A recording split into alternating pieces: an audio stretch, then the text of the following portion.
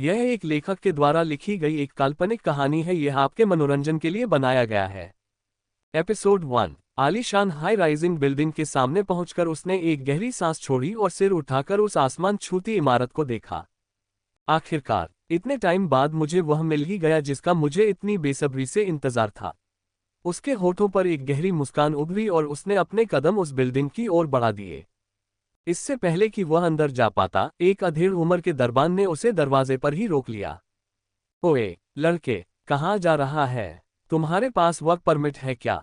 दरबान ने उसे ऐसे घूरा जैसे उसे चोरी करते हुए रंगे हाथों पकड़ा हो। मैं यहाँ काम नहीं करता, बस किसी से मिलने आया हूँ। मिहिर ने एक गहरी सांस भरी और खुद पर एक नजर डाली। इस समय बस उसने एक डेनिम की जीन्स और टी शर्ट पहनी हुई है और उसके पाँव में भी कैजुअल शूज है। किसे ढूंढ रहे हो? कौन से फ्लोर पर? दरबान ने उसे शक की निगाहों से घूरा। 25वें फ्लोर पर। उसकी बात सुनते ही दरबान ठहाका लगाकर हंस पड़ा। लड़के, लगता है तुम गलत जगह आ गए हो। ये सिर्फ 23 मंजिला इमारत है। उससे ऊपर जाना चाहते हो तो ज्यादा ही ऊपर का टिकट कटाना पड़ेगा।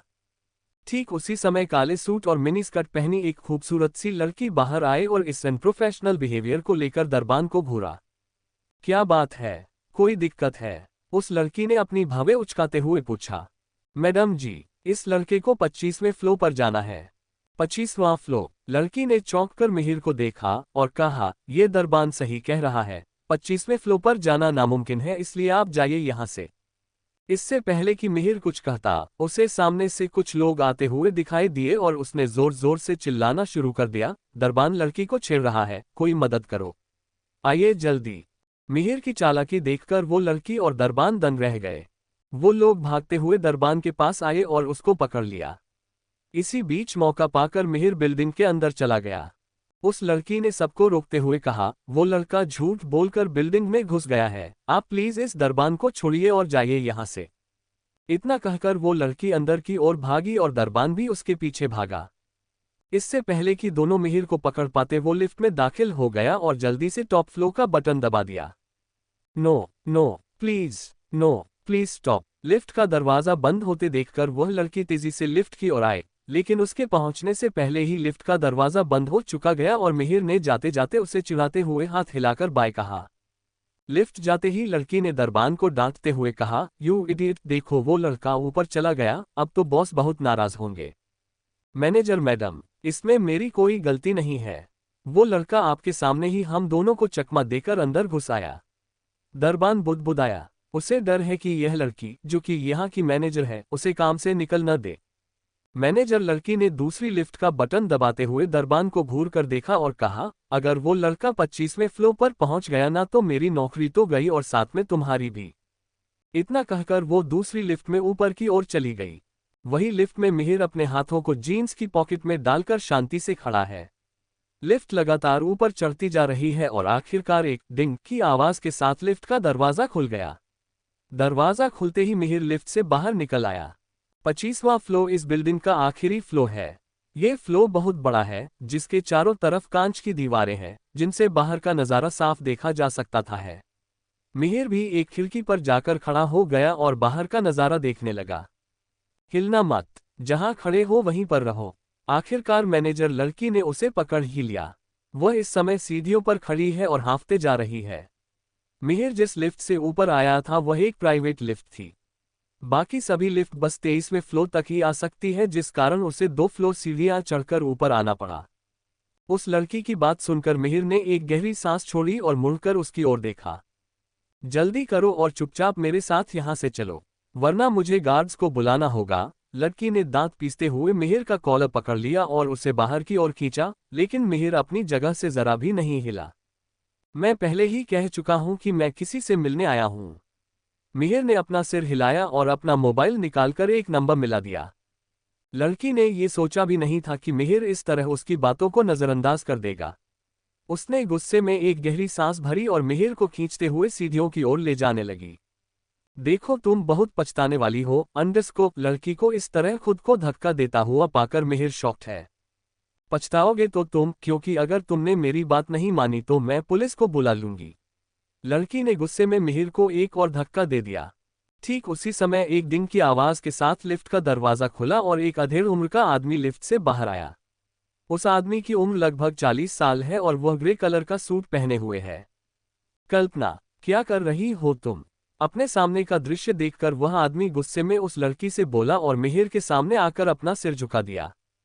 छोटे सरकर, इस लड़की की तरफ से मैं आपसे माफी मांगता हूँ। वह आदमी मिहिर से माफी मांगते हुए बोला और इसी के साथ उसने कल्पना का हाथ पकड़कर उसे पीछे की ओर खींच लिया, जो अभी तक मिहिर की कॉलर पकड़े हुए थी।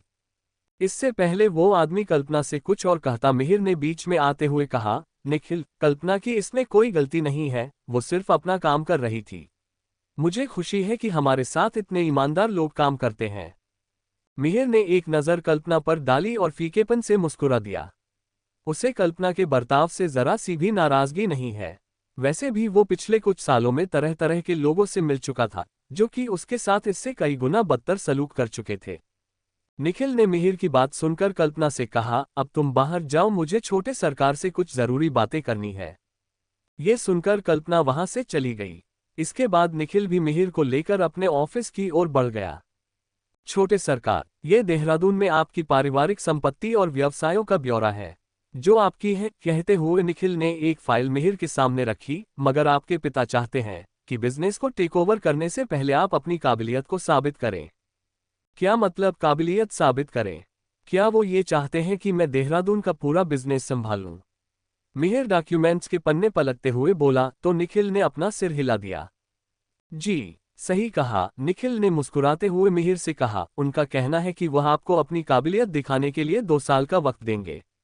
अपनी पोस्ट ग्रेजुएशन पूरी करने के बाद आप 1 साल और देहरादून में रुक सकते हैं।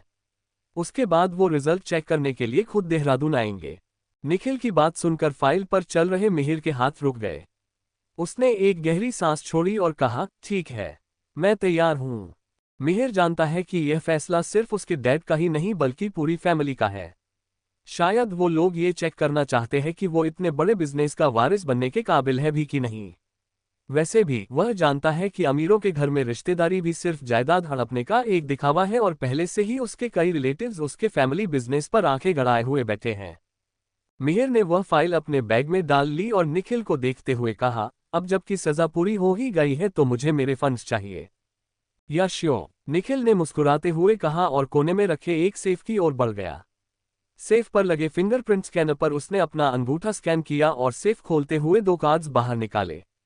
ये ब्लैक कार्ड जिससे आप कहीं भी कुछ भी खरीद सकते हैं। इसकी लिमिट के बारे में आपको चिंता करने की जरूरत नहीं है। इसे अब आप यूज कर सकते हैं। कहते हुए निखिल ने एक क्रेडिट कार्ड मिहिर की ओर बढ़ाया और फिर दूसरा कार्ड देते हुए बोला, यह आपके नए घर की चाबी है जो शहर के बीच में है। ठीक है, अब मुझे चलना चाहिए। मिहिर ने दोनों कार्ड अपने बैग में रखे और जाने के लिए उठ खड़ा हुआ। निखिल भी उसे बाहर तक छोड़ने के लिए अपने चेयर से उठा, मगर मिहिर ने उसे ऐसा करने से रोक दिया और अकेले ही निखिल के चैम्बर से बाहर निकल गया। जैसे ही वो निखिल के ऑफिस से बाहर निकला, उसकी नज़र लिफ्ट के सामने खड़ी हुई मैनेजर कल्पना पर पड़ी। उसने ध्यान दिया कि कल्पना शर्मिंदगी से अपना सिर झुकाए उसी को देख रही है। वो जो कुछ भी हुआ, मैं उसके लिए आपसे माफी मांगना चाहती हूँ। दरअसल मुझे पता नहीं था कि आप कौन हैं और आपका हुलिया भी। कहते कहते कल्पना ने अपनी जीभ दांतों के बीच दबा ली। I am sorry, I am sorry. मेरा मतलब है मैं आपको पहचान नहीं पाए और इसीलिए वह सब हो गया। अरे नहीं, माफी मांगने की कोई जरूरत नहीं है। तुम बस अपनी ड्यूटी कर रही थी और मुझे तुमसे कोई शिकायत नहीं है। मिहिर झेपते हुए बोला, आप सच में मुझसे नाराज नहीं है ना? अगर आपने मुझे सच में माफ कर दिया है तो मैं आपको डिनर ट्रीट देना चाहती हूँ। इसकी जरूरत नहीं है, वैसे भी मुझे किसी जरूरी काम से निकलना है। मिहिर ने उसके प्रस्ताव को नकार दिया। इसका मतलब आपने मुझे सच में माफ नहीं किया ना? कल्पना मायूस सा चेहरा बनाकर बोली तो मिहिर को अजीब सा फील हुआ। अरे नहीं, ऐसी बात नहीं है, मुझे सच में तुमसे कोई शिकायत नहीं है। मिहिर तुरंत बोल पड़ा, तो फिर अगली बार पक्का जब भी आप फ्री हो तो मुझे बता दीजिएगा। कल्पना उत्साहित होकर बोली, ठीक है, लेकिन अभी मुझे जाना होगा। मिहिर उसी से जान छुड़ाते हुए बोला और तेजी से लिफ्ट में घुस गया। लिफ्ट में घुसते ही कल्पना के व्यवहार पर उसे हंसी आने लगी।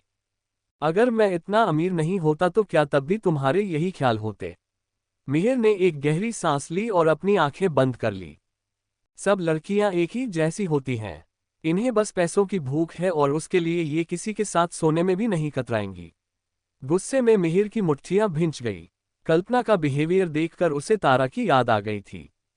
तारांकन तारांकन तारांकन तारांकन। फंड्स मिलने के बाद मिहिर के दिमाग में पहली बात यही थी कि उसे कुछ अच्छे से कपड़े खरीदने हैं, ताकि अगली बार से कोई भी उसके कपड़ों को देखकर उसकी औकात का अंदाजा न लगाए, या ये कहे कि उसे गरीब समझने की भूल न करे। उसने अपने कदम तेजी से पास ही के एक मॉल की ओर बढ़ा दिए। मॉल में घुसते ही सेकंड फ्लोर पर उसे एक ब्रांडेड कपड़ों की शॉप दिखाई दी और वो सीधे उसी दुकान में घुस गया। उसके अंदर जाते ही सेल्स पर्सन ने उसे रोकते हुए कहा, तुम कितना लेट आ रहे हो, अभी तक सफाई भी नहीं हुई है। जल्दी काम शुरू करो और देखो वहां किनारे से कचरा उठाओ, शीशे साफ करो। मिहिर को बहुत गुस्सा आया, लेकिन खुद पर काबू रखते हुए वो बोला, देखिए आपको कोई गलती लग रही है, मैं यहाँ शॉपिंग के लिए आया हूँ। वो आदमी ये सुनते ही हैरान हो गया, शॉपिंग? मिहिर ने हाँ में अपना सिर हिलाया। उस आदमी ने मिहिर को ऊपर से नीचे तक देखा और कहा, उस तरफ डिस्काउंट सेक्शन है, तुम वहां जाओ। मिहिर अंदर जाकर सबसे महंगी कलेक्शन को देखने लगा। ये हमारे शॉप की सबसे ब्रांडेड और महंगी कलेक्शंस है। हर कोई इसे खरीदना अफोर्ड नहीं कर सकता। फालतू में आसपास मत भटको, इन कपड़ों पर तुम्हें कोई डिस्काउंट नहीं मिलने वाला है। सेल्स पर्सन ने मिहिर के सामने आते हुए कहा। उसकी बातें सुनकर मिहिर के होठों पर मुस्कान तैर गई। उसका मन कर रहा है कि इस सेल्स पर्सन के मुंह पर एक जोर का थप्पड़ रसीद कर दे, मगर उसने ऐसा दिखाया कि मानो उसने कुछ सुना ही नहीं। उसने उस सेल्स पर्सन को एक और धकेला और आगे बढ़ गया। अचानक उसकी नज़र एक महंगे ब्लेजर पर पड़ी और वह इसे लेने के लिए आगे बढ़ा ही कि सेल्स पर्सन ने उसे बीच में ही रोक दिया। मैंने तुमसे कहा ना कि ये चीज़ें तुम्हारी औकात से बाहर हैं, इसलिए इनको छूना बंद करो और चुपचाप बाहर डिस्काउंट वाली एरिया में जाओ जहां तुम्हारी औकात की चीजें रखी हुई है। अगर इन चीजों को जरा सा भी डैमेज होता है तो तुम्हें बेचकर भी नुकसान पूरा नहीं हो पाएगा। सेल्स पर्सन ने गुस्से से कहा। उसकी बात सुनकर मिहिर भी उकता चुका है। उसका मन कर रहा है कि अपनी जेब से कार्ड निकालकर उसके मुंह पर फेंक के मारे, ताकि उसे भी पता चले कि उसके सामने इस सेल्स पर्सन की क्या औकात है। मगर इससे पहले कि वह कुछ कह पाता, एक जानी पहचानी सी आवाज उसके कानों में पड़ी। मिहिर ने जैसे ही उस ओर देखा तो वो हैरान रह गया, क्योंकि उसके सामने एपिसोड 2। अरे देखो तो शॉपिंग करने के लिए कौन आया है। मिहिर बिष्ट, मुझे तो समझ नहीं आता कि यह लोग ऐसे गए गुजरे लोगों को दुकान में भी क्यों घुसने देते हैं। मिहिर ने मुड़कर आवाज की दिशा में देखा। सामने तनिष्क खड़ा है और उसके साथ तारा भी है। उन दोनों को देखकर गुस्से में मिहिर की मुट्ठियां भिंच गई। इतना गुस्सा तो उसे सेल्स पर्सन की जली कटी सुनने पर भी नहीं आया था। तारा, जिसे एक टाइम पर वह सबसे ज्यादा चाहता था, अब उसे उसकी शक्ल देखने पर भी घिन आती है। चलो अच्छा ही हुआ कि ये दोनों भी यहाँ है। इस तनिष्क को भी तो पता चले कि ये तारा कितनी गिरी हुई लड़की है। जब इसे पता चलेगा कि अब मैं तनिष्क से ज्यादा अमीर हो चुका हूं तो उसका चेहरा देखने लायक होगा। मिहिर मन ही मन मुस्कुराया और बिना उन दोनों पर ध्यान दिए आगे बढ़ गया। मैं तुम्हारी दुकान पर इसलिए आता था कि ये इस इलाके की सबसे महंगी दुकान है, लेकिन मुझे नहीं पता था कि तुम ऐसे घटिया और गरीब लोगों को भी अपनी दुकान में आने देते हो। या तो तुम लोग ऐसे गरीब लोगों को अपनी दुकान में लेना बंद करो, वरना मैं तुम्हारी दुकान में आना बंद कर दूंगा। तनिष्क ने उस सेल्स पर्सन को चेतावनी देते हुए बोला। उसकी बात सुनकर स्टोर में मौजूद बाकी के कस्टमर्स का ध्यान भी उनकी ओर हो आया। वो सभी लोग अमीर घरों के लग रहे हैं और उनके कपड़े भी खासे महंगे दिखाई दे रहे हैं। सब लोग सामने का नज़ारा देखकर आपस में कुछ कुछ बात करने लगे और मिहिर के लिए उनकी हिकारत भरी नज़र सब कुछ कह रही है। मामले को बढ़ता देखकर शॉप मैनेजर मिहिर के पास जाकर उससे बोला, प्लीज तुम जल्द से जल्द यहाँ से चले जाओ। तुम्हारी वजह से बाकी के कस्टमर डिस्टर्ब हो रहे हैं। मैनेजर की बात सुनकर मिहिर ने तारा और तनिष्क की ओर इशारा करते हुए कहा, कौन ये दोनों? इनको प्रॉब्लम हो रही है तो ये दोनों बाहर जाए। मैं क्यों बाहर जाऊं? वह डिस्टर्ब हो रहे हैं तो इसमें मैं क्या कर सकता हूं? और वैसे भी मैंने अभी तक अपने लिए कोई भी ड्रेस पसंद नहीं की है और बिना खरीदारी किए मैं यहां से जाने वाला नहीं हूं। बात जितनी बढ़ती जा रही है मिहिर भी उतना ही अड़ता जा रहा है। उसका मन कर रहा है कि वो वहां मौजूद तारा और तनिष्क को दो दो चमाट लगा दे। मैनेजर ने उसे समझाने की कोशिश की, देखो तुमसे इन्हें परेशानी हो रही है, इसलिए तुम्हें ही बात समझनी होगी। मिहिर ने उसे घूरते हुए कहा, किसी के कपड़ों और पहनावे से किसी की औकात का अंदाजा लगाना बिल्कुल सही नहीं है। हमारे देश के पीएम भी सादा कुर्ता पजामा ही पहनते हैं। मैनेजर मिहिर की बात सुनकर हैरान रह गया और वो जानता भी है कि मिहिर जो कह रहा है वो सही कह रहा है। तनिष्क और तारा मिलकर मिहिर की ओर देखते हुए ऐसे हंस रहे हैं जैसे उसका मजाक उड़ा रहे हो। मिहिर ने एक नज़र तनिष्क और तारा पर डाली और अगले ही पल मैनेजर से बोला, तुम्हारे स्टोर में जितने भी सूट्स हैं सब पैक कर दो। वहीं मिहिर की बात सुनकर स्टोर में मौजूद हर आदमी सन रह गया। मैनेजर की आंखें तो खुली की खुली रह गई। आप ये क्या बात कर रहे हैं, सारे सूट्स का लगभग 10 से 12 लाख का खर्चा है। हाँ मैं जानता हूँ, मैंने जो कहा है वो कीजिए, मिहिर ने मैनेजर से कहा। ये सुनते ही तनिष्क ठठाकर हंस पड़ा। हाँ हाँ हाँ मिहिर भाई, भंगार बेचने से इतने पैसे मिलते हैं क्या? मेरी बात मानो और इससे पहले कि मैनेजर सिक्योरिटी को बुलाए चुपचाप यहाँ से खिसक लो। ये फुटपाथ पर लगने वाले कपड़े नहीं है कि इतने सारे एक साथ में खरीद लो। उसे भरोसा ही नहीं हो पा रहा है कि भंगार बेचने वाला ये लड़का आज अमीर होने का दिखावा कर रहा है। तनिष्क की बात सुनकर मिहिर ने एक उल्टी नजर उस पर डाली और उसकी नजर तारा पर जाकर ठहर गई, जो होठों पर तंजिया मुस्कान लिए उसे ही देख रही है।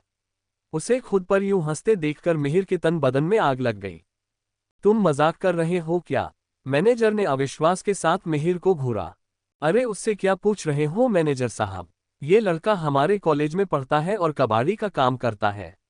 आपको लगता है कि एक कबाड़ी वाले के पास इतना पैसा होगा? मुझे लगता है कि आपको सिक्योरिटी वालों को बुला ही लेना चाहिए। तनिष्क ने हंसते हुए मैनेजर से कहा। सर मुझे लगता है कि आपको जाना चाहिए, आपके कारण हमारे दूसरे कस्टमर्स को परेशानियां हो रही है। मैनेजर ने दरवाजे की ओर इशारा करते हुए सख्त आवाज में कहा। तुम्हारी तो मैं, मिहिर गुस्से में दांत चबाते हुए बोला और अपना ब्लैक कार्ड निकालकर मैनेजर के हाथ में रख दिया। शायद तुमने मेरी बात को ढंग से सुना नहीं, अपने स्टोर के सारे सूट्स को अभी इसी वक्त पैक करो। अपने हाथ में ब्लैक कार्ड को देखते हुए मैनेजर अपनी जगह पर सुन्न पड़ चुका है। उसे समझ में नहीं आ रहा कि गंदे कपड़ों में आए हुए इस लड़के के पास एक ब्लैक कार्ड है। ब्लैक कार्ड जिसकी कोई लिमिट नहीं होती। वो जानता है कि ब्लैक कार्ड क्या चीज है, लेकिन उसने इससे पहले ऐसा कभी नहीं देखा। एक पल तो उसे अपनी आंखों पर विश्वास ही नहीं हुआ, पर फिर खुद को संभालते हुए उसने मिहिर की ओर देखा। मिहिर की आंखों का आत्मविश्वास बता रहा है कि वो सच कह रहा है। ओके सर, मैं अभी सेल्स पर्सन से कहकर आपका सारा सामान पैक करवा देता हूँ, मैनेजर लड़खड़ाती आवाज में बोला। लेकिन मिहिर उसकी बात काटते हुए बोला, सेल्स पर्सन नहीं, तुम खुद ये सब कपड़े पैक करोगे। वह क्या है ना, ये कपड़े बहुत महंगे हैं और मैं नहीं चाहता कि किसी लोकल सेल्स पर्सन के छूने से ये खराब हो जाएं। मिहिर ने एक नज़र अपने बगल में खड़े सेल्स पर्सन पर डाली और मुस्कुरा दिया। सेल्स पर्सन ने शर्मिंदा होते हुए अपनी नजरें फेर ली। मैं, मिहिर की मांग सुनकर मैनेजर चौंक गया, मगर फिर उसकी नज़र अपने हाथ में पकड़े ब्लैक कार्ड पर पड़ी और वो जबरदस्ती हंसते हुए बोला, बिल्कुल सर, मैं खुद पर्सनली आपके कपड़ों को पैक करूंगा। दैट्स गुड, तो अब किस बात की देरी है? मिहिर मुस्कुराया और मैनेजर को कपड़े पैक करने का इशारा किया। जी, मैं करता हूँ। तारा और तनिष्क ने जब मैनेजर का बदला एटीट्यूड देखा तो उनके चेहरे के एक्सप्रेशंस चेंज हो गए। मैनेजर साहब, आप इस बदमाश की बातों में आ रहे हो। पता नहीं किसका ब्लैक कार्ड उठा के ले आया है। आप ही सोचिए भंगार वाले के पास ब्लैक कार्ड कैसे आएगा? तनिष्क ने मैनेजर को भड़काते हुए कहा तो मिहिर ने उसे एक चिढ़ाने वाली मुस्कान दी। मैनेजर ने भी तनिष्क को गुस्से में घूरा और बिल बनाने के लिए काउंटर की ओर चला गया।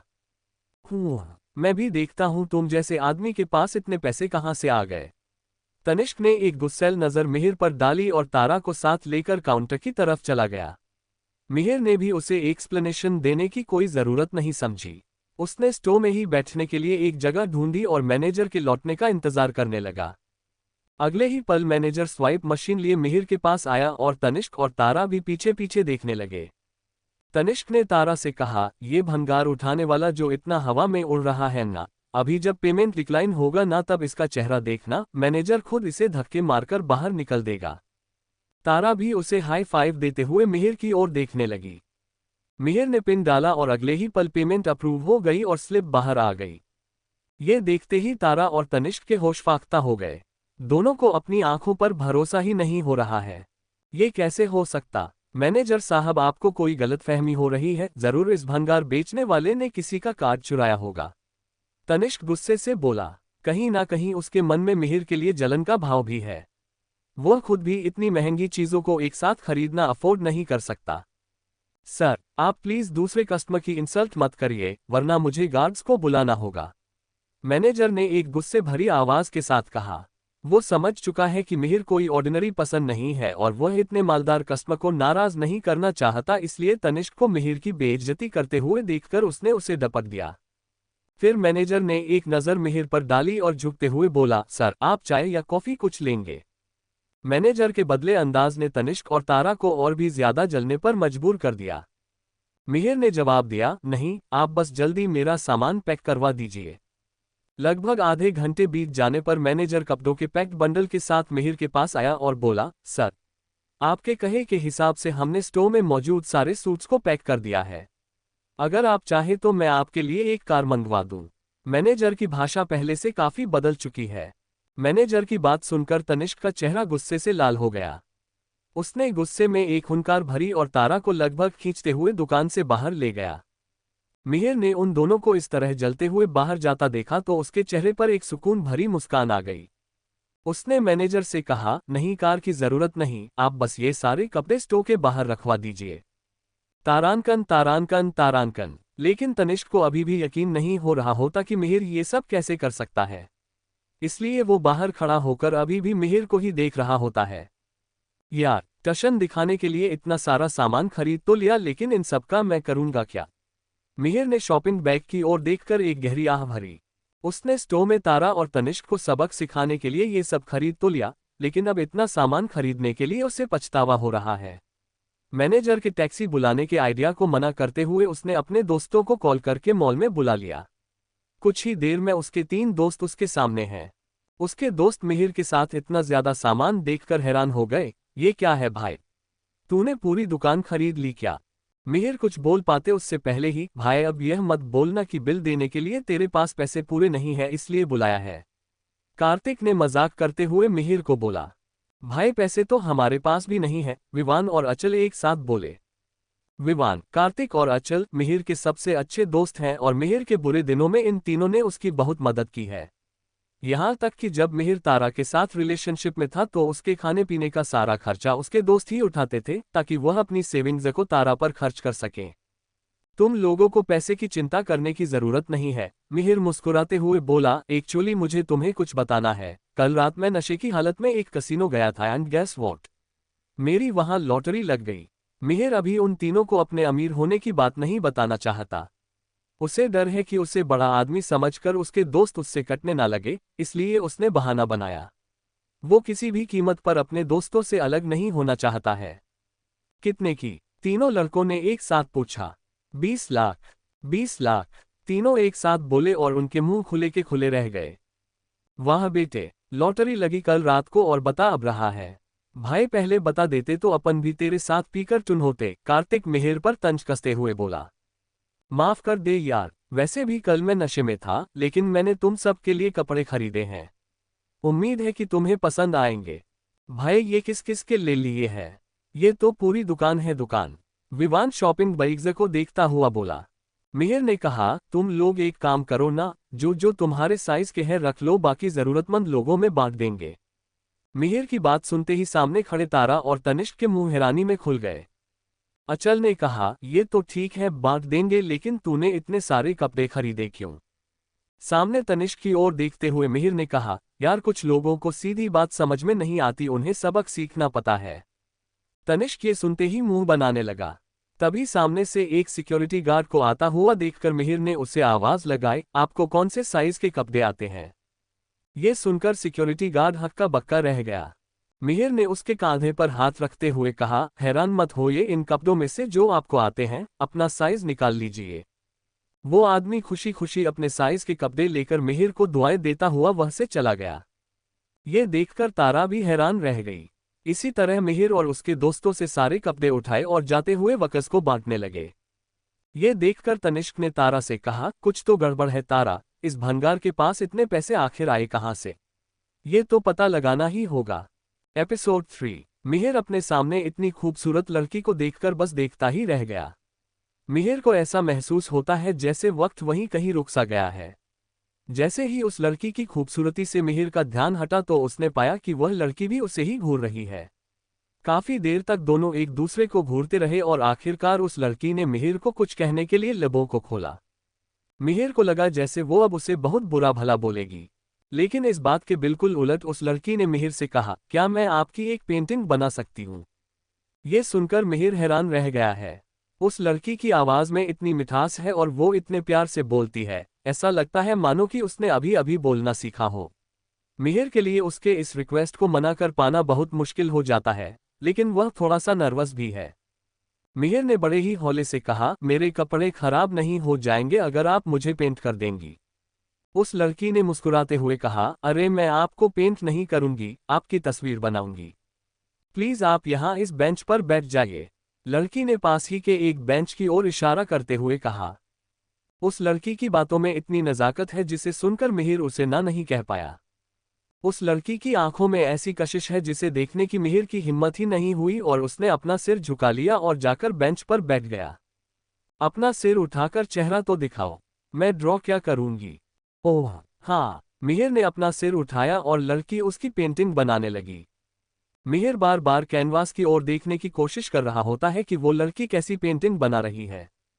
उस लड़की ने मिहिर को टोकते हुए कहा, उफ, अगर आप बार बार यूं ही हिलते रहोगे तो मैं कैसे बनाऊंगी आपकी तस्वीर?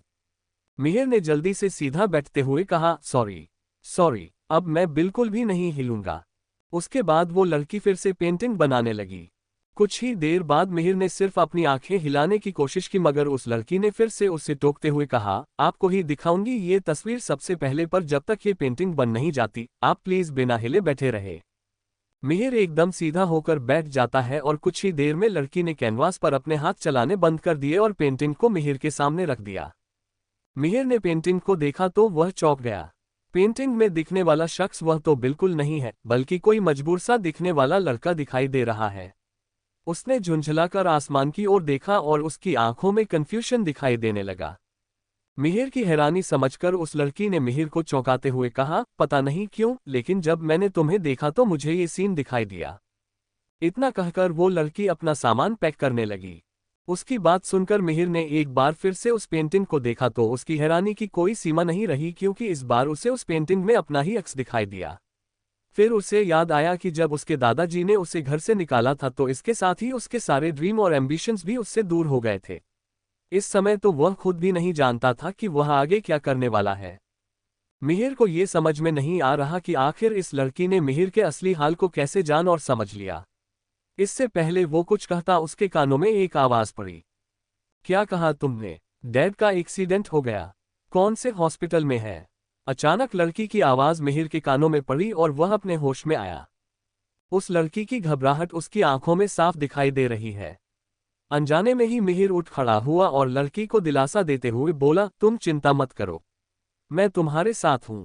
वो डैड, उनका एक्सीडेंट? लड़की हड़बड़ाते हुए बोली तो मिहिर ने उसका कंधा थपथपाया। डोंट वरी, सब ठीक हो जाएगा, उन्हें कुछ नहीं होगा। अभी पहले मैनेजमेंट रूम में जाकर ये सामान जमा करवाते हैं। मिहिर ने उस लड़की की मदद करते हुए ड्राइंग बोर्ड उठाया और तेजी से एडमिनिस्ट्रेशन रूम में उसे रखकर लड़की के पास लौट आया। इसके बाद वह उसे साथ लेकर कॉलेज कैंपस से बाहर जाने लगा। मैंने सोचा नहीं था कि ये दोनों वियर्डो एक साथ होंगे। तुम्हें पता है ये लड़का रोज कैंपस से कचरा छानता है, मुझे तो उससे अजीब सी बदबू फील होती है। किसी के फुसफुसाने की आवाज मिहिर के कानों में पड़ी। वह लड़की भी तो आर्ट्स डिपार्टमेंट की मेंटल केस है। लड़की बिना किसी से बातचीत किए अकेली ही पेंटिंग बनाते रहती है। मैंने तो यहाँ तक सुना है कि वह तो आधी आधी रात को भी जागकर पेंटिंग्स बनाती है। बाद में किसी काउंसलर की मदद से उसे रात को सोने में मदद की गई। जैसे जैसे वह लोग आगे बढ़ रहे हैं, लोगों की फुसफुसाने की आवाज मिहिर के कानों में पड़ती जा रही है, लेकिन उसने उनकी बातों पर ध्यान नहीं दिया और लड़की को लेकर कॉलेज कैंपस से बाहर आ गया।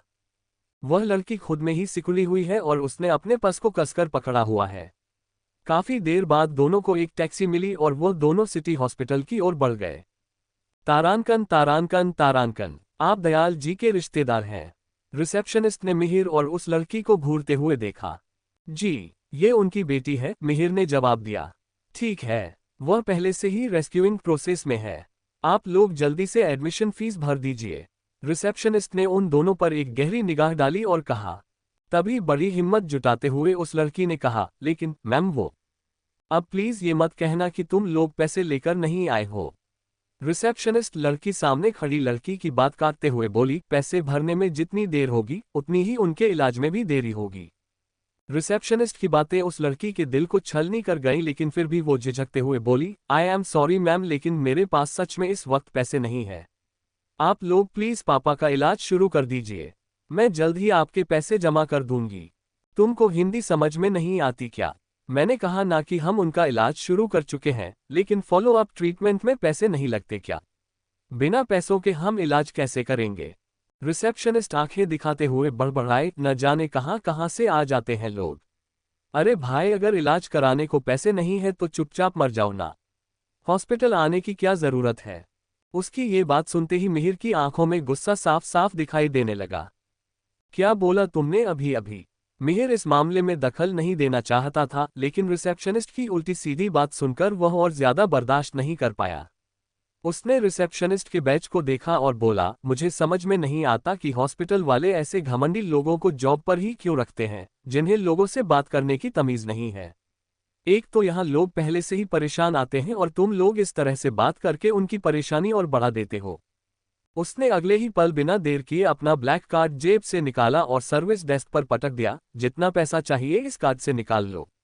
इसमें इतना पैसा है कि तुम्हारे पूरे हॉस्पिटल को खरीद सकता हूं मैं, और हाँ, थोड़ा सा अपने लिए भी निकाल लेना, क्योंकि तुम्हारी ये नौकरी अब ज्यादा देर रहने वाली नहीं है। रिसेप्शनिस्ट ने मिहिर को ऊपर से नीचे तक घूरा। उसकी नज़र में मिहिर बस एक स्टूडेंट है। उसने मिहिर को एक भद्दी से मुस्कान दी और कहा, तुम जानते हो कि इस अस्पताल में सिर्फ एडमिट होने का खर्चा कितना है? उसने लापरवाही से डेस्क पर रखे कार्ड को उठाया और उसे स्वाइप किया, लेकिन कार्ड को वापस करते हुए उसकी नज़र कार्ड पर पड़ी और उसका चेहरा सफ़ेद पड़ गया। उसे कार्ड के नंबर नहीं दिख रहे हैं, उसे दिख रहा था तो सिर्फ बस एक ब्लैक कार्ड। अचानक रिसेप्शनिस्ट की आवाज़ नर्म हो गई और वह मिमियाते हुए बोली, sir, I am really sorry, मैं आज पूरा दिन भर बहुत बिजी थी, इसलिए मैंने झुंझलाहट में वह सब कह दिया था। मेरा ऐसा कोई मतलब नहीं था। I am really sorry. मेरे ख्याल में तुम जैसी लड़की को हॉस्पिटल में नहीं होना चाहिए। तुम्हारे कंप्लेंट तो मैं डायरेक्ट हॉस्पिटल के हाई अथॉरिटीज से करूंगा। रिसेप्शनिस्ट की घबराहट और उसकी माफी को नजरअंदाज करते हुए मिहिर ने उससे अपना कार्ड वापस ले लिया। इसके बाद मिहिर अपने साथ मौजूद उस लड़की को पास ही के एक बेंच तक लेकर गया और उसके साथ ही बैठ गया। लड़की को दिलासा देते हुए उसने उसके हाथों को अपने हाथ में ले लिया। उसने महसूस किया कि लड़की के हाथ लंबे और नाजुक हैं और इस समय बुरी तरह से कांप रहे हैं। डोंट वरी, तुम्हारे डैड को कुछ नहीं होगा, वो ठीक हो जाएंगे, मिहिर ने धीमी आवाज में उसे दिलासा देते हुए कहा। अनएक्सपेक्टेडली लड़की रोई नहीं, बड़ी ही हिम्मत के साथ उसने अपने जज्बातों को काबू में रखा हुआ है। एक लंबे वक्त के बाद आखिरकार इमरजेंसी रूम के बाहर जल रहा रेड बल्ब बुझ गया और एक स्ट्रेचर कमरे से बाहर आया। स्ट्रेचर पर लेटा हुआ आदमी पहले से ही एक सफेद कपड़े से कवर्ड है। स्ट्रेचर पर नजर पड़ते ही लड़की का शरीर अकड़ गया। उसने अपना सिर उठाया तो उसकी आंखें आंसुओं से भरी हुई थी। आखिरकार एक लंबे समय के बाद उसने रोते हुए एक लंबी चीख भरी, डेड। इसके साथ ही मिहिर के जेब में रखा उसका मोबाइल बजने लगा। उसने फोन जेब से बाहर निकाला तो पाया कि यह निखिल की कॉल है। पहले तो वह झिझका, लेकिन फिर आखिरकार उसने कॉल रिसीव कर ली। छोटे सरकार, राठौड़ ग्रुप का मैटर सेटल कर दिया है, निखिल ने दूसरी ओर से मिहिर को बताया। परचेज मेथड से मैंने डायरेक्टली 30 मिलियन राठौड़ ग्रुप में डाले हैं और अब राठौड़ ग्रुप के आधे से ज्यादा शेयर्स हमारे हैं। हम अब राठौड़ ग्रुप के सबसे बड़े शेयर होल्डर हैं और इसी के साथ राठौड़ परिवार भी बैंक कर्प्सी से बच जाएगा। मिहिर को ये जानकारी देते हुए निखिल की आवाज बिल्कुल शांत थी, लेकिन अचानक उन्होंने टॉपिक चेंज करते हुए कहा, लेकिन छोटे सरकार, मुझे लगता है कि मिस राठौड़ को कोई गलतफहमी हो गई है। उन्हें तो ये भी नहीं पता कि उनको इस मुसीबत से बाहर निकालने वाले आप हैं। कोई बात नहीं, पहले ये वाला मामला तो खत्म हो। वो लड़की कोई आम लड़की नहीं है, बल्कि वो मेरी बचपन की दोस्त वर्षा है। उसने मुझे नहीं पहचाना, लेकिन मैंने उसे पहचान लिया था। जब वक्त आएगा मैं तब उसे सब समझा दूंगा। कहते हुए मिहिर फोन काटने ही वाला है कि अचानक उसे कुछ याद आया और वो चौंकते हुए निखिल से बोला, निखिल, मुझे याद है कि हमारे पास यंग आर्टिस्ट के लिए कोई प्लान था। हाँ छोटे सरकार, हमारे प्लान का मेन पर्पस आर्ट्स में एक नई जान फूंकना है।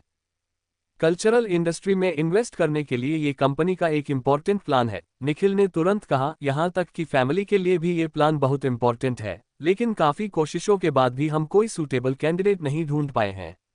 आजकल के ज़्यादातर यंग आर्टिस्ट एक तरह से कहूँ तो कम दिमाग वाले हैं, किसी में भी वो वाली बात नहीं है। रियली, लेकिन मैं आपकी इस बात से बिल्कुल मेल नहीं खाता हूँ। मिहिर की बात सुनकर निखिल ने थोड़ा घबराते हुए कहा, मैं कुछ समझा नहीं छोटे सरकार। मिहिर ने जल्दी जल्दी से कहा, मैं आपको बाद में कॉल करूंगा जब मेरा काम खत्म हो जाएगा। कहते हुए मिहिर ने फोन काटा और जैसे ही वो मुड़ा तो उसने पाया कि वो लड़की ऑलरेडी वहां से जा चुकी है। दवाइयों और फ्लो क्लीनर की एक जबरदस्त तेज गंध उसके महसूस हुई। उसने चारों तरफ उस लड़की को देखा, लेकिन ऐसा लग रहा है कि मानो वहां लड़की कभी थी ही नहीं। बस हवा में घुल रही एक ठंडी और मिस्टीरियस स्मेल से उसने अंदाजा लगाया कि वो लड़की जा चुकी है। मिहिर उसे ढूंढना चाहता है, लेकिन ना जाने क्यों उसके बढ़ते कदम वहीं रुक और इसके बाद मिहिर भी हॉस्पिटल से निकल गया और टैक्सी पकड़कर वापस कॉलेज आ गया। तारांकन तारांकन तारांकन तारांकन। अगले 3 दिन मिहिर का मूड बहुत खराब रहा। उसकी शिकायत पर रिसेप्शनिस्ट को भी नौकरी से निकाल दिया गया था, लेकिन उसे उसके बाद से वो लड़की दोबारा नहीं मिली थी। उसने कई बार आर्ट्स डिपार्टमेंट में जाकर देखा, लेकिन उसे वो लड़की कहीं दिखाई नहीं दी और ना ही वो उस लड़की का नाम जानता था जो उसके बारे में किसी से पूछ ले। चौथे दिन जैसे ही मिहिर क्लास खत्म करके बाहर निकला, अचानक उसे पीछे से एक आवाज सुनाई दी, मिहिर। यह आवाज उसके लिए जानी पहचानी भी थी और अनजान भी। मिहिर तुरंत ही तेजी से पीछे मुड़ गया और उसने पाया कि उसके सामने वही लड़की खड़ी है। पिछले 3 दिनों से उसने इस लड़की को नहीं देखा था और आज देखा तो मिहिर ने पाया कि उसका चेहरा पहले के मुकाबले पीला पड़ गया था। लड़की ने अपने बैग से नोटों की एक गड्डी निकाली और मिहिर की ओर बढ़ा दी। उस दिन तुमने मेरी मदद की थी, उसके लिए थैंक यू सो मच। ये वो पैसे हैं जो तुमने मेरे डैड के लिए हॉस्पिटल में जमा कराए थे। उसकी बात सुनकर मिहिर हैरान था और उसने हाथ बढ़ाकर उसके हाथ से नोटों का बंडल ले लिया। लड़की मुड़कर जाने ही वाली थी कि मिहिर ने उससे रोकते हुए पूछा, तुम्हारा नाम क्या है? संध्या, लड़की ने जवाब दिया और तेजी से वहां से चली गई। एपिसोड 4। मिहिर बेचैन होकर इधर उधर संध्या को ढूंढ ही रहा होता है कि तभी, ब्रो, कहाँ रहता है तू आजकल? काफी दिनों से दिखाई नहीं दिया। कोई लड़की वड़की पटा ली है क्या? अचल ने अचानक मिहिर के कंधे पर अपना हाथ रखते हुए कहा, वैसे उधर क्या देख रहा है? कुछ नहीं यार, मैं बस यूं ही कुछ सोच रहा था। मिहिर मुस्कुराया। अपने तीनों दोस्त अचल, कार्तिक और विवान के आ जाने से मिहिर का ध्यान टूटा। ठीक है, तुम सोचते रहो, मैं तो जा रहा हूं डेट पर, अचल ने मुस्कुराते हुए कहा और तेजी से एक और बढ़ गया। ये साला डेट करते करते थकता नहीं है क्या? कार्तिक अचल को जाते हुए देख मुस्कुराया और वो तीनों भी उसके पीछे पीछे जाने लगे। अचल को हॉस्टल का सबसे खुश इंसान कहा जाता है। रूपाली और वो अपने रिलेशनशिप में बहुत ही खुश है और मिहिर और बाकी दोस्त भी अपने दोस्त के लिए काफी खुश है।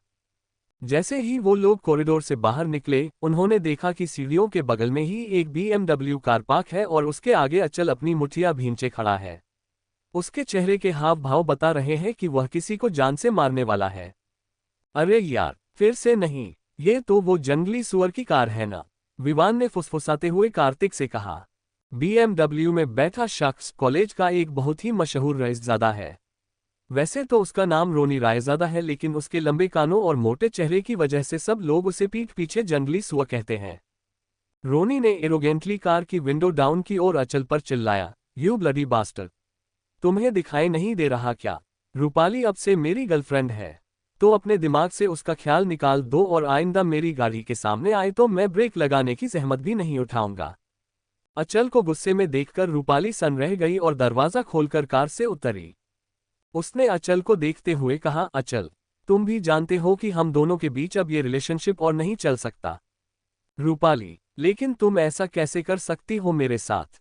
मुझे बस इतना बताओ कि क्या तुम उसके पैसों के लिए उसके साथ हो और मेरा प्यार वो इसके पैसों के सामने कुछ भी नहीं? गुस्से से अचल की पूरी बॉडी कांप रही है। कल तक ही तो हम दोनों कितने खुश थे साथ में, और आज तुम, क्या किसी ने तुमसे कुछ कहा है? साला ये सारी लड़कियां एक जैसी होती है, थोड़े से पैसे फेंको और किसी के भी बिस्तर पर बिछ जाएंगी। मिहिर के मन में रूपाली के लिए गुस्से का एक ज्वार उमड़ रहा है। उसे लग रहा है कि मानो तारा एक बार फिर से उसके सामने खड़ी है। उसने एक हिकारत भरी नजर रूपाली पर डाली और अचल को देखा, जिसे देखकर लग रहा है कि वह पूरी तरह से पागल हो गया है, और अचानक वो BMW की ओर दौड़ा और उसके फ्रंट डोर पर 2-3 मुक्के बरसा दिए।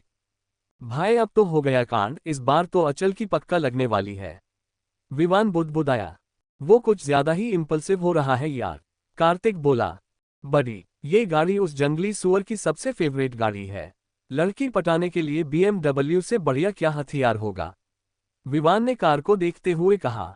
अचल की हरकत देखकर रोनी का चेहरा गुस्से से लाल हो गया और उसने तेजी से गाड़ी से उतरकर अचल की कॉलर पकड़ ली। अगले ही पल उसने उसके चेहरे पर एक पंच मारते हुए कहा, तुम्हारी हिम्मत कैसे हुई मेरे कार को हिट करने की। कार पर एक हल्की सी खरोच भी आ गई ना तो तुम्हें बेचकर भी उस नुकसान की भरपाई नहीं होगी। भिखारी कहीं का। अपने सामने के हाल को देखते हुए मिहिर तेजी से अचल की मदद करने उसके पास पहुंचा और रोनी का रास्ता रोककर खड़ा हो गया। भाई इतना भी क्या गुस्सा है, एक दो ही पंच तो मारे हैं उसने, और उसने गाड़ी को मारा, तूने उसको मार दिया, हो गया हिसाब बराबर। और वैसे भी ये बस एक कार है, लेकिन तुझे लड़ना ही है तो मुझसे लड़ ले। मिहिर मुस्कुराते हुए रोनी से बोला। मिहिर की फिजिकल फिटनेस बहुत अच्छी है और उसने बचपन से ही कराटे और कुश्ती की काफी ट्रेनिंग हासिल की हुई है। उसकी स्किल्स भी काफी अच्छी है और वह अपने सामने खड़े रोनी को आसानी से धूल चटा भी सकता है। ऐसे अचानक अपने सामने किसी लड़के को देखकर रोनी गुस्से में और तमतमा उठा, कौन है भाई तू और बीच में क्या करने आया है। इससे पहले कि मिहिर कोई जवाब देता, रूपाली बीच में बोल पड़ी, ये मिहिर है रोनी, अचल का दोस्त और भंगार उठाने का काम करता है। रूपाली की बात सुनते ही रोनी जोर जोर से हंसने लगा और वहां इकट्ठा हो चुकी भीड़ की तरफ देखते हुए बोला, सुना क्या तुम लोगों ने। ये भंगार बेचने वाला कबाड़ी बेवकूफ लड़का बोल रहा है कि सिर्फ एक कार ही तो है। तू मुझे ये बता कि क्या तू इस कार को खरीद सकता है। कार तो छोड़, इस कार का एक पहिया खरीदने में भी तेरी पूरी उम्र निकल जाएगी। चल निकल अब यहां से। रोनी की बात सुनकर रूपाली के साथ साथ सब लोग भी हंसने लगे, लेकिन मिहिर बिना कुछ कहे बस एकटक उसे घूरता रहा। रोनी ने जब देखा कि उसके सवालों के जवाब में मिहिर ने कुछ नहीं कहा तो वह अचल की ओर मुड़ते हुए बोला, देखो मैं तुम जैसे कबाड़ी का काम करने वालों के मुंह नहीं लगना चाहता और ना ही यहाँ कोई बखेड़ा खड़ा करना चाहता हूँ। तुमने मेरी गाड़ी को डैमेज किया है, इसलिए चुपचाप 50,000 रुपये निकालो। रोनी की बात सुनकर सब लोग सन रह गए। 50,000 रुपये, हॉस्टल के कई लड़कों ने तो एक साथ इतने पैसे कभी देखे भी नहीं होंगे। तभी रोनी ने जोर जोर से हंसना शुरू कर दिया, मैं भी तुम भिखमंगों से क्या कह रहा हो। तुम्हारी तो 7 पुश्तों ने भी कभी इतने पैसे नहीं देखे होंगे। तुम लोग एक काम करो, तुम्हारे हालत देखकर मुझे दया आ रहे हैं, इसलिए तुम लोग बस 5,000 रुपये निकालो और मामले यही रफा दफा करो। अचानक मिहिर आगे बढ़ते हुए कार के आगे खड़ा हो गया और सर्द आवाज में बोला, भाई पहले तो ये बता कि तेरी गाड़ी को डैमेज कहां पर हुआ है। अगर सिर्फ एक पंच से तेरी गाड़ी डैमेज हो रही है तो ड्यूड मुझे लगता है कि तू लोकल माल उठा लाया है। मिहिर की बात आग में घी डालने जैसी थी। कार्तिक ने तुरंत ही उसे एक और खींच लिया और बोला, भाई कम बोल। उसके हाव भाव देखकर पहले ही पता लग रहा है कि यह लोग आज अचल की चटनी बनाने वाले हैं। वहीं मिहिर की बात सुनकर रोनी और भी ज्यादा गुस्सा हो गया। ये BMW कार लड़की पटाने में उसे एडवांटेज देती है, लेकिन मिहिर कह रहा है कि उसकी कार नकली है। उसने रूपाली की ओर देखते हुए कहा, रूपाली, जो भी बात है तुम सबको सब कुछ सच सच बता दो। तुम बताओ कि तुम्हें उस भिखमंगे के साथ रहना है या फिर मेरे साथ। आज इस चैप्टर का फुल एंड फाइनल हो ही जाए। रूपाली के लिए ये किसी बम से कम नहीं है। ये सच है कि कॉलेज की लगभग सभी लड़कियों को अमीर बॉयफ्रेंड चाहिए, लेकिन वो साथ ही साथ सबको ये भी दिखाना चाहती है कि वो उनके साथ पैसों के लिए नहीं है, और रूपाली इसका सबसे अच्छा एग्जाम्पल है। उसकी फैमिली कंडीशन कुछ खास नहीं है, लेकिन उसके पास एक सुंदर चेहरा है। उसे हमेशा से ही एक लग्जरियस लाइफ चाहिए थी और अचल के साथ रिलेशनशिप में उसकी ज़रूरतें पूरी नहीं हो रही थी। वो बात अलग है कि अचल उसे खुश रखने की हर कोशिश करता था, लेकिन आज जब उसने उसे रोनी के साथ देखा तो उसका दिल वाकई में टूट गया है। मिहिर, तुम्हें इस सब से क्या लेना देना है। मैं किसके साथ घूमती हूँ और किससे प्यार करती हूँ, इसमें मेरी मर्जी होनी चाहिए, रूपाली ने डरते डरते कहा। प्यार करती हो? किससे, लड़कों से या उनके पैसों से? मिहिर ने हिकारत भरी आवाज में कहा। उसने रूपाली के चेहरे से उसका मुखौटा खींच लिया था और अचल के कांधे पर अपनी बाजू रखते हुए बोला, भाई ध्यान से मेरी बात सुन। पैसे के लिए अपना शरीर बेच देने वाली लड़कियां बाजारू होती हैं, इसलिए उसके लिए अपसेट होने की कोई जरूरत नहीं है। ये सुनते ही रूपाली गुस्से से मिहिर को घूरने लगी। अब तक वहां काफी लोगों की भीड़ जमा हो चुकी है और झगड़े की बात सिक्योरिटी तक भी पहुंच चुकी है। जैसे ही वार्डन राजेंद्र को झगड़े की खबर मिली वो तुरंत वहां आ गया। मिहिर, अचल, क्या कर रहे हो तुम दोनों? क्या तुम भीड़ इकट्ठा करके यहाँ लड़ाई शुरू करवाना चाहते हो? भीड़ के बीच से उनके नजदीक बढ़ता हुआ वार्डन चिल्लाया। सर, मेरी इसमें कोई भी गलती नहीं है। ये लड़का बिल्डिंग से बाहर आया और मेरी कार को अटैक करने लगा। मैंने जब इन लोगों से अपनी कार का कंपनसेशन मांगा तो ये लोग मेरे साथ लड़ाई करने लगे। वार्डन को वहां आता देख रोनी के मुंह पर एक क्रूर और बेशर्म मुस्कान उभर आई। रोनी की बातों से वहां का पूरा माहौल ही बदल गया। वार्डन अचल और मिहिर पर चीखते हुए बोला, तुम लोग कम से कम अपनी हैसियत तो देखो, चले हो इतनी महंगी कार को नुकसान पहुंचाने। पूरी जिंदगी गुजर जाएगी इसकी भरपाई करते करते। अक्ल वक्ल है भी कि नहीं तुम लोगों में? जल्दी जल्दी इस बात को यही खत्म करो और माफी मांगो इससे। मिहिर वार्डन को जवाब देने ही वाला होता है कि रोनी उसे धक्का देते हुए आगे बढ़ता है। सर, मेरी गाड़ी बहुत महंगी है, अगर हल्के से भी खरोच आए तो पूरी गाड़ी को दोबारा पेंट करना पड़ता है। सिर्फ माफी मांगना ही तो इसके लिए काफी नहीं होगा ना? रोनी ने मुस्कुराते हुए उन दोनों को देखा और बोला, पहले 5,000 रुपये दो और तभी तुम यहां से जा पाओगे। अपनी हैसियत के बाहर कुछ करोगे तो उसका नुकसान तो भुगतना ही पड़ेगा। उसकी बात सुनकर अचल की मुठिया भिंच गई। ये देखकर मिहिर को अपने दोस्तों के लिए बहुत बुरा लगने लगता है। लेकिन अगले ही पल मिहिर के चेहरे पर एक शैतानी मुस्कान थिरकने लगी। उसने एक खुरापाती नजर गाड़ी पर डाली और रोनी से पूछा, तुमने कितने में खरीदी थी ये गाड़ी? मिहिर की बात सुनकर रोनी चौंक उठा और अपने कदम पीछे हटाते हुए बोला, क्या हुआ? तुम क्या करना चाहते हो? मिहिर ने कहा, वो तो तुम्हें अभी पता चल ही जाएगा। मिहिर के चेहरे के भाव ये साफ बता रहे हैं कि वो कुछ करने वाला है। मिहिर के चेहरे की मुस्कान देखकर रोनी ने घबराते हुए वार्डन से कहा, सर देखिए ये कहीं कुछ उल्टा तो नहीं करने वाला। इतनी देर में भीड़ में खड़े कुछ हॉकी प्लेयर्स के हाथ से मिहिर ने हॉकी छीन ली और रोनी की गाड़ी की ओर बढ़ने लगा।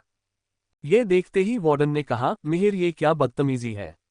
वहीं रुक जाओ जहां खड़े हो। लेकिन मिहिर ने किसी की बात पर कोई ध्यान नहीं दिया और सीधा जाकर धड़ाम की आवाज के साथ रोनी की हेडलाइट पर तेजी से हॉकी दे मारी। ये देखते ही रोनी की आंखें हैरानी में बड़ी हो गई। अबे ओह भिखारी, ये क्या कर रहा है? पागल हो गया है क्या? मिहिर ने दूसरी हेडलाइट की ओर बढ़ते हुए कहा, बहुत पैसे वाला है ना तू, तो क्या फर्क पड़ता है इतने से नुकसान पर? वार्डन ने भी चिल्लाते हुए मिहिर के दोस्तों से कहा, तुम लोग खड़े खड़े क्या देख रहे हो, रोको इसे। लेकिन मिहिर के दोस्त भी मिहिर को ऐसे देखकर हैरान हो जाते हैं, लेकिन मन ही मन उन्हें बहुत खुशी भी महसूस हो रही होती है। देखते ही देखते मिहिर साइड मिरर की तरफ बढ़ने लगा। ये देखकर रोनी की जान निकलने लगी, लेकिन मिहिर के हाथ में हॉकी देखकर वो उसकी तरफ बिल्कुल नहीं बढ़ा मगर दूर दूर से चिल्लाने लगा, अरे कोई रोको इसे, ये मेरी गाड़ी का सत्यानाश कर देगा। उसके इतना कहने से पहले ही मिहिर ने धड़ाम से साइड मिरर पर हॉकी मारी और मिरर का सारा कांच टूटकर जमीन पर बिखेरने लगा। ऐसे ही मिहिर ने दूसरा मिरर तोड़ दिया और फिर रूपाली के बालों से उसकी हेयर पिन खींचकर मिहिर ने रोनी की कार के चारों टायर्स की हवा निकाल दी। फिर हॉकी को एक और गिराकर रोने के सामने खड़ा हो गया, अब बोल कितना खर्चा हुआ तेरा? ये सुनकर वहां मौजूद सब लोग हैरान रह गए। रोने ने चीखते और चिल्लाते हुए कहा, मैं अभी पुलिस को बुलाता हूं, तुम्हें हवालात की हवा ना खिलाई तो मेरा नाम भी रोनी रायजादा नहीं। मिहिर ने अपने बाल सेट करते हुए कहा, सिर्फ कह ही रहा है यार, पुलिस को बुला तो सही, जल्दी करना यार। तभी वार्डन ने मिहिर को झिंझोड़ते हुए कहा, ये क्या किया तुमने मिहिर? अब तुम्हें और तुम्हारे इस दोस्त को रेस्टिकेट होने से कोई नहीं रोक सकता। कितने ब्राइट स्टूडेंट हो तुम और इतनी गंदी हरकत, अब कॉलेज से भी जाओगे और जेल की हवा भी खाओगे। इतना कहकर वार्डन जल्दी से मैनेजमेंट को इस बात के बारे में बताने के लिए वहां से चला गया और तभी रोनी ने पुलिस को फोन कर दिया।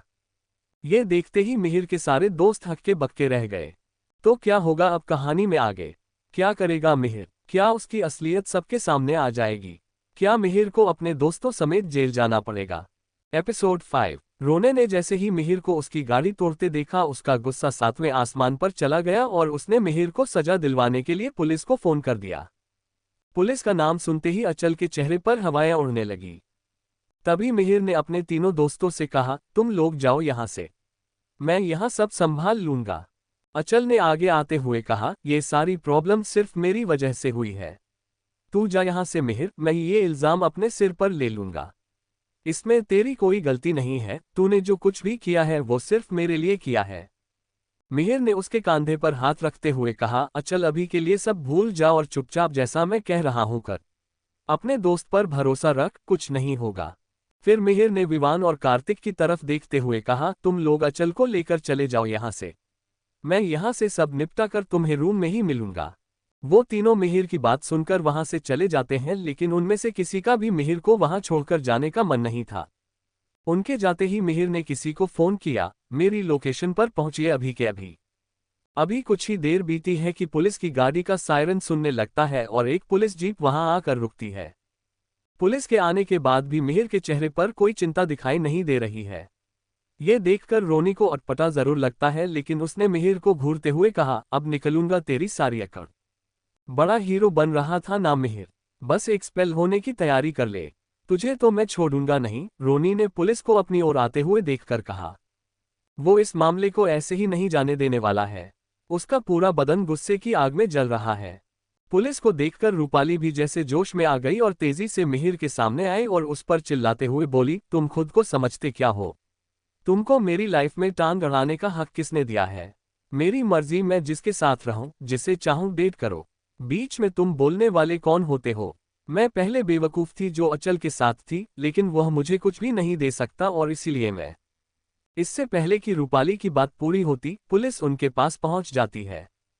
रोनी ने जल्दी से उनके करीब जाते हुए कहा, सर मैंने ही फोन किया था आपको।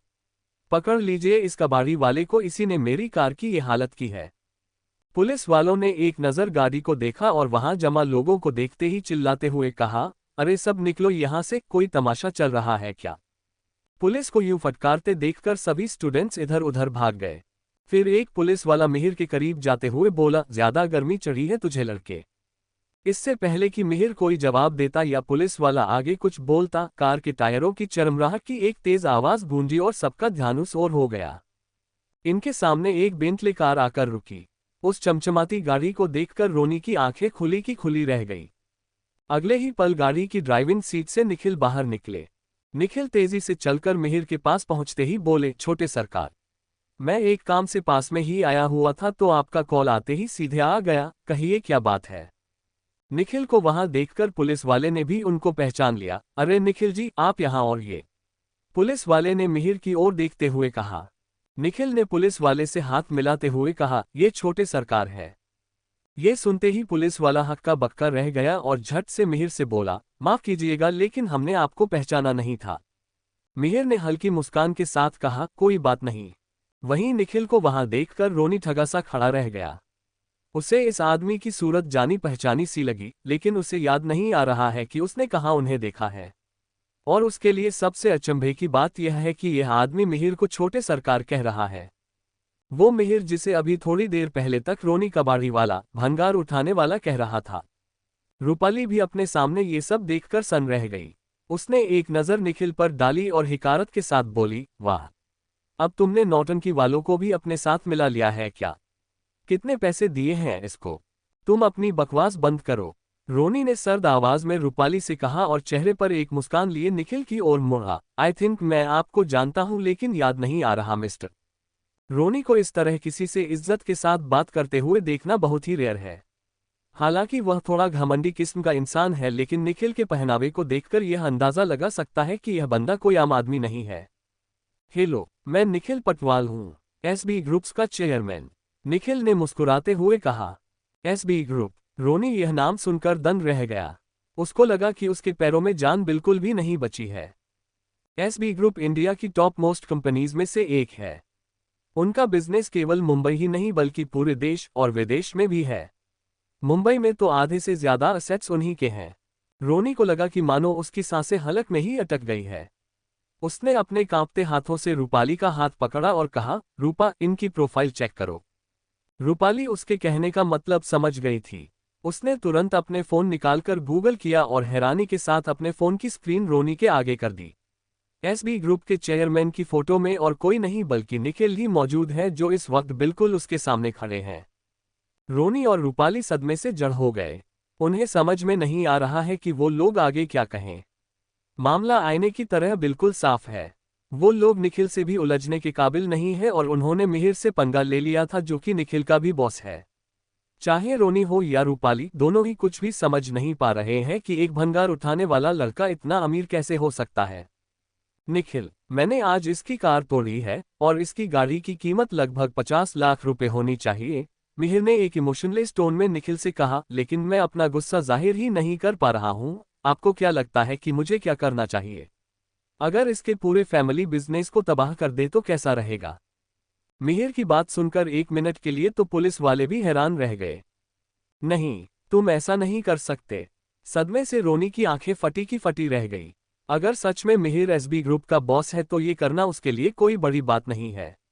उसे समझ में नहीं आ रहा है कि वह मिहिर को शांत करने के लिए क्या करे।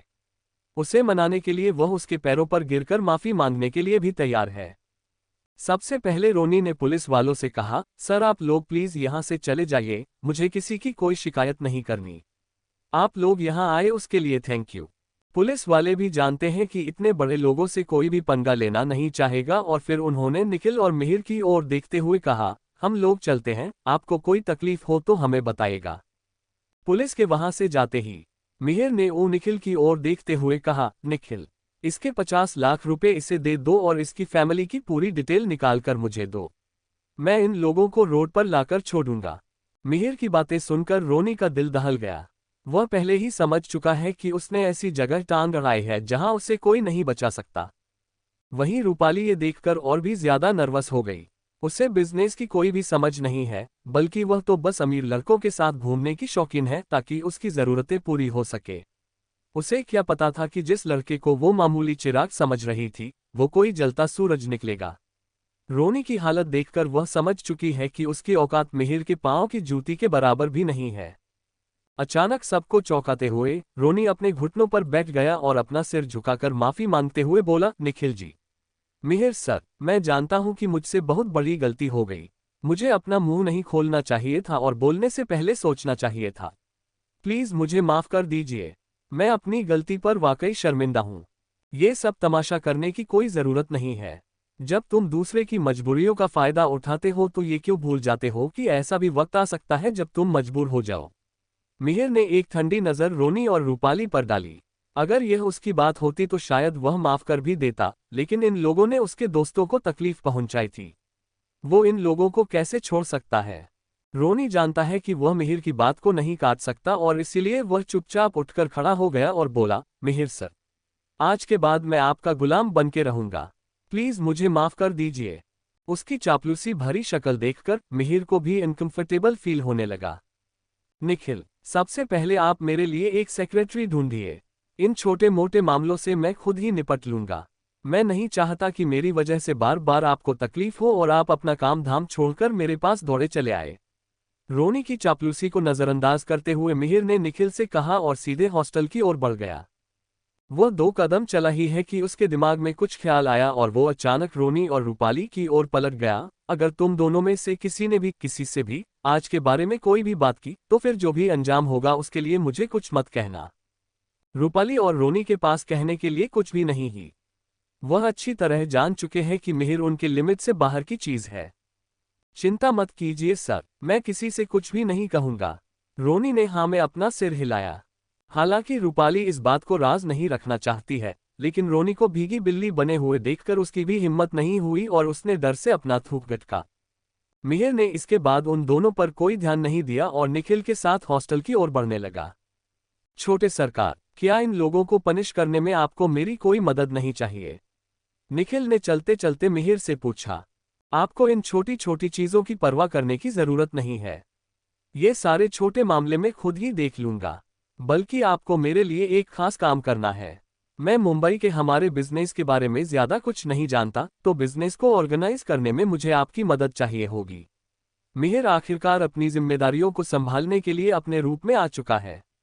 अगर उसे खुद को फैमिली बिजनेस का वारिस साबित करना है तो उसे जल्दी से अपने पंख फैलाकर अपनी एबिलिटी सबको दिखानी ही पड़ेगी। उसकी बात सुनकर निखिल के चेहरे पर मुस्कान उभर आए और बोले, छोटे सरकार, आप मैच्योर हो गए हैं। आपके डैड ये सुनकर बहुत खुश होंगे। ठीक है, अभी तुम जाओ और खुद को लो प्रोफाइल रखना। अगर मुझे कोई भी जरूरत पड़ी तो मैं तुम्हारे पास आऊंगा। मिहिर ने मुस्कुराते हुए निखिल को अलविदा कहा। तारांकन तारांकन तारांकन। अभी मिहिर अपने हॉस्टल रूम के आधे रास्ते में ही है कि रोनी ने कहीं से उसका नंबर लेकर उसे कॉल कर दिया। मिहिर सर, मैं वार्डन के पास जाकर सारे मैटर को हैंडल कर लूंगा। आप लोगों को चिंता करने की कोई बात नहीं है। मुझे कार के पैसे भी नहीं चाहिए। तुम्हें कार के पैसे लेने ही होंगे। अब ये बात मेरी इज्जत पर है और 50 लाख रुपए मेरे लिए कोई बड़ी बात नहीं है। कहते हुए मिहिर ने कॉल कट कर दी। वह अब तक हॉस्टल में पहुंच चुका है। वह सीधे अपने कमरे में गया और पाया कि अचल बिस्तर पर लेटा हुआ छत को घूर रहा है।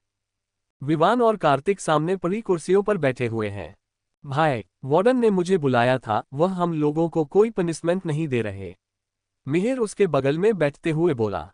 क्या? मिहिर की बात सुनकर अचल बिस्तर पर उछल पड़ा। भाई, तूने मुझे बहलाने के लिए झूठ तो नहीं बोला ना? क्या सच में हमें कोई सजा नहीं मिल रही? वार्डन के कमरे से लौटने के बाद से ही अचल इस बारे में सोचता जा रहा है। आज जो कुछ भी हुआ उसके बाद जिंदगी में आगे बढ़ना उसके लिए बहुत मुश्किल है और अब कॉलेज से भी रेस्टिकेट होने की नौबत आ गई थी। लेकिन अब मिहिर की बात सुनकर उसे थोड़ी सी राहत मिली है। भाई, मुझे भूख लगी है यार, उसने शर्मिंदगी के साथ मिहिर से कहा। ठीक है, फिर कहीं बाहर चलते हैं, मिहिर ने मुस्कुराते हुए बोला। अचानक अचल उछलकर मिहिर के सामने आ गया और उसे घूरते हुए बोला, भाई, आज जो कुछ भी हुआ उसके लिए मैं सच में शर्मिंदा हूं। लेकिन मुझे लगता है कि तूने भी हमसे अपनी असलियत छिपाकर ठीक नहीं किया है। अचल की ये बात सुनते ही मिहिर की आंखें हैरानी में बड़ी हो गई। तो क्या होगा कहानी में आगे? क्या सच में अचल को मिहिर की असलियत के बारे में पता चल गया है कि वो एक रईसज़ादा है? क्या जिस सच्चाई को मिहिर छुपाकर रखे हुए था वो सबके सामने आ जाएगी? क्या करेगा मिहिर अब? आगे की स्टोरी जानने के लिए लाल डिब्बे पर मुक्का मारिए।